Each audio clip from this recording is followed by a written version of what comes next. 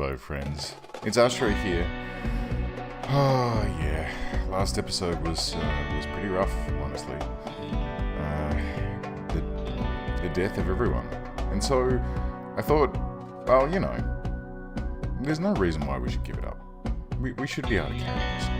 We've still got some buffalo and some turkeys who have basically become the residents of this base now. So, you know, I just set the game to maximum speed, and then I've sped the recording up even more in this playback so that you can see everything that happened over the course of however long it was in about 10 minutes. Is about how long we're gonna roll through this. So, oh man, Boom and Radman and Stin lost in the Great Emu War of 5501. I'm really disappointed that it went down that way. Honestly, in hindsight, I really should have just pulled them back. As soon as that attack started, I should have just hid them inside the base and ignored the stuff that was going on because, well, quite frankly, I did not have the ability to deal with that. I didn't realize it was going to be as bad. And look, while it's tempting... Oh, a refugee. Yeah. So, what do you reckon? Should we offer safety? Sure, why not? It could be a new person. Hanno something or other. Here they come. Cool, no worries. Welcome aboard, you seedy cross-the-file lazy person, incapable of dumb labor. So we grabbed this guy, gave him a gun, sent him out to try and shoot everyone, and he immediately almost died. I set him to self-tend with the hope that he would be able to look after himself, but no. He just got kidnapped and taken away, and then they set all of the power generation on fire, plus a bunch of stuff inside the base. Actually, no, he didn't get kidnapped. I thought they took him away, but evidently he was still there. He ran around trying to put the fires out, and then collapsed due to, I guess, smoke inhalation, or maybe his bleed, yeah. It was due to his bleeding, that's right. And boom, he did. And the base is still on fire, but it's okay, because we still got teams. And they're still doing their thing. They were starving a little bit, so I expanded their allowed area so that they could get out to the pile of hay grass that was sitting outside. Hopefully they would get out and eat that, which they did. Get themselves together quite nicely. Anyway, where was I? Right, I mean, I had no idea that it was going to be as bad as it was. Absolutely no idea. That man-hunting pack was, oh, we're getting raided. Nothing we can do about that, though. We'll just let that play out while we keep chatting. And yeah, that was just amazing. So next time, when there is a manhunter pack, I'm going to hide everyone inside right off the bat, and then, you know, I'll think about getting out there depending on what the manhunter pack looks like, because really, as soon as we lost, I think it was Boom and Radman over to the left, it was really kind of, you know, that was the end of it. That was the limit of how we were going to go about that. Anyway, so there seems to have been another fire started up in the top there. Thankfully, it's raining fairly heavily at the moment, so that kind of took care of itself. And really, it's just... Oh, yeah, that's right. We just keep getting constantly raided. Dudes will just arrive out of nowhere, run in, steal a bit of something. So here they come. They came in. They've broken a table. They stole some, I don't know, steel, I guess. I didn't even see. And then buggered off again. And that seems to have been a fairly common recipe throughout this whole ordeal. Is that dudes would go, aha, a base, let's get in there, and oh, well, there's no one here. Well, screw your bed, I'm going to break that bed, and screw this, I'm going to take this with me, and that's it, and off they'd go. We got a Thrum boss visiting, we got some escape pods. Oh, this was fun. We got 2 escape pods. These dudes dropped, they were all cut up and bleeding, and then they just died on the ground in the middle of nowhere. They didn't even get to join our colony. They were just... That was it. That was the extent of the end of their life was crashing on an unknown Rimworld and then bleeding out in the middle of a field next to an abandoned base.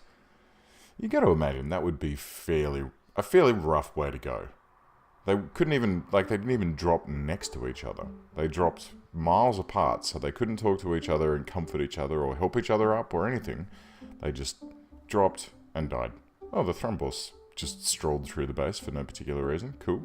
We've got some boom rats here that are just chilling, hanging out, looking at things. But yeah. So, I mean, my intention here I was hoping that someone would pop up a little bit sooner, but it wasn't to be.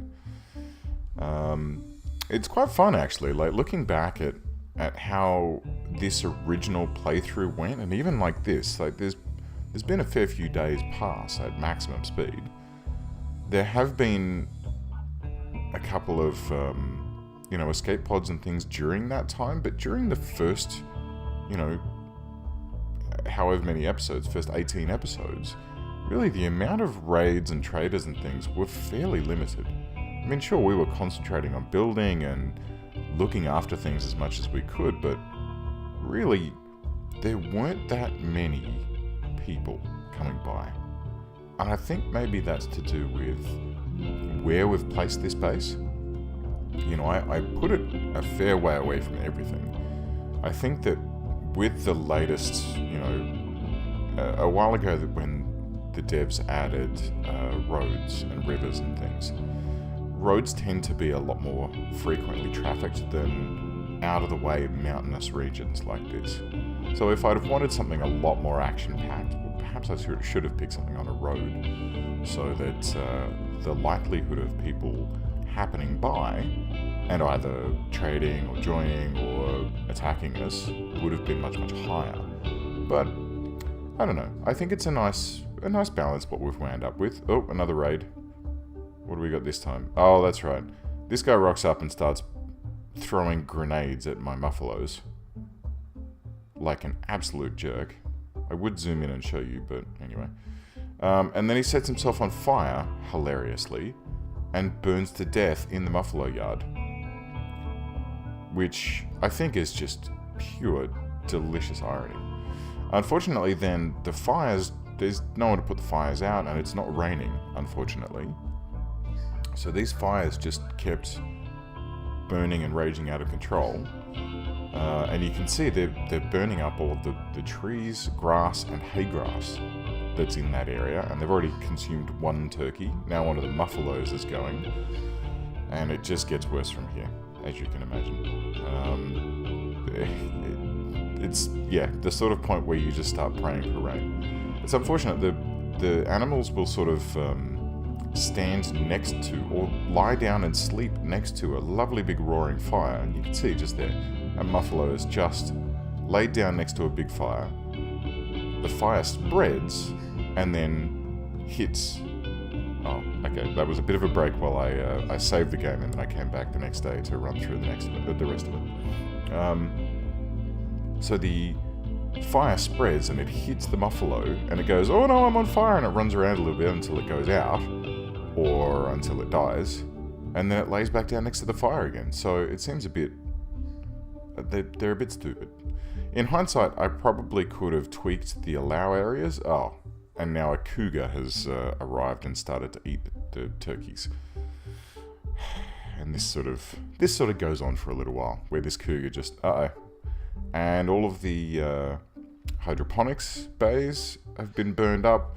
All of the brewing kit has been burned up. The fire is just sweeping outwards from its original ignition point. And so now the base is basically, there's no power, no hydroponics, there's only 2 muffalo left. The turkeys are slowly being decimated by this cougar who's just absolutely having a merry old time. It's found this lovely secluded area full of food. And I can't blame it. Like, if I were a cougar and someone opened a hole in a fence which was full of lovely food, I would just totally be all over that, eating it up as much as I could. Time for another raid, apparently. Here they come, beginning their assault, and they just stole some steel and buggered off again. We had a muffalo miscarry. So at this point I realized, look, I'll just, I'll set it to unrestricted and let the animals just go wherever they want, because they're out of food in that zone now. It's all burned. And this way they can just go wherever they want. Go and eat grass out in the field. Oh, and a wanderer joined. I guess this is where we'll catch up from next time with Zwei. Alright guys, thanks for watching. I'll see you next time.